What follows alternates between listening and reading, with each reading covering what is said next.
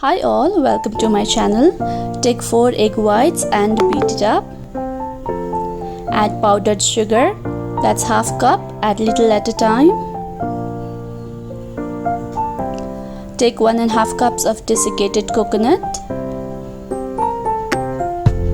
Add in a pinch of salt, few drops of vanilla essence.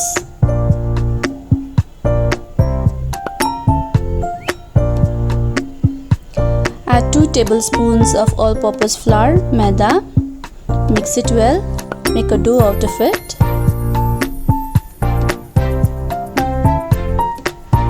Oil the baking tray. Take ball-sized dough and shape it. Place it on the tray. Ensure some space in between.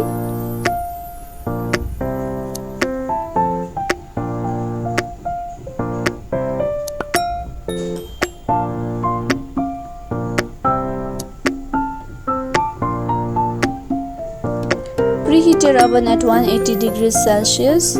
Once done, place the tray inside the oven and now bake it for 15 minutes at 180 degrees Celsius.